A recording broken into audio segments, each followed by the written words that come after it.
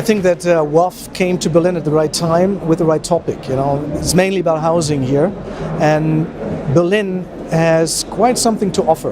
There's a lot of interesting things that happened here in the cities in the last decade, which is all movements that are bottom up, not top down. And I think that is a movement that interests me as an architect, and that should interest the world, because we can't tackle our housing problem, and it doesn't matter where in the world, only top down.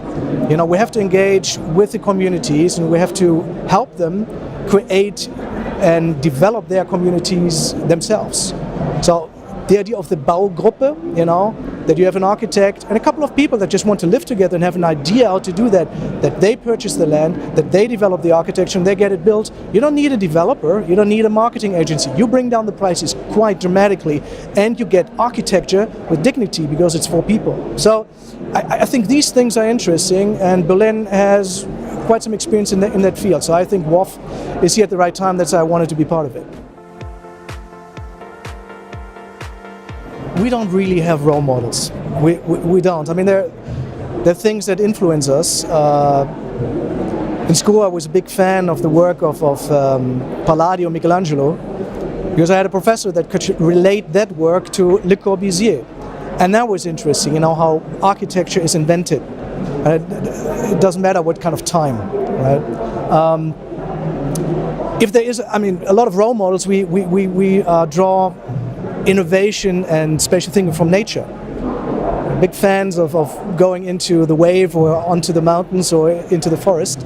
LA is a great, we started in Los Angeles in '98, and yeah, that's fantastic. The ocean, the mountain, you can have that in one day. And just drawing from forces and structure from nature has been interesting. If you ask me for one architect, it would be tough, but I would have to say Oscar Niemeyer.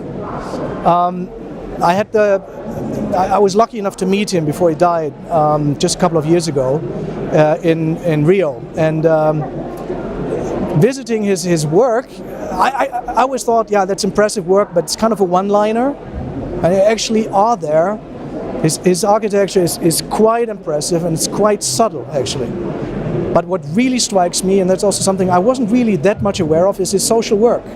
He was a communist, right? He never really charged the amount he should have or could have as a star architect. He had to work till this very end, actually, even with 100 years old, because he was not a rich man. He was not poor either, but not a rich, you think Oscar Niemeyer, right? You should be a millionaire.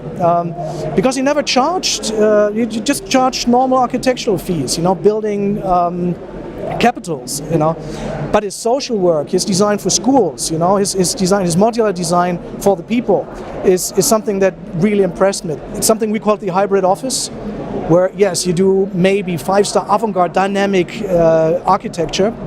At the same time, you use your power as a designer to innovate for the people with small pockets.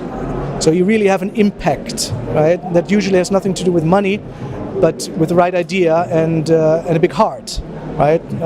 Because you're not paid for this kind of work usually. So Niemeyer had that. He was a great man. He basically believed architecture is for people, and it doesn't matter how deep their pockets are. I appreciate that. In Germany, if you become an architect, interior design is not really taught in school that much. It's considered to be for the interior designers. Architects can be quite snobby about it. When you go to the Anglo-Saxon world, it's actually completely divided.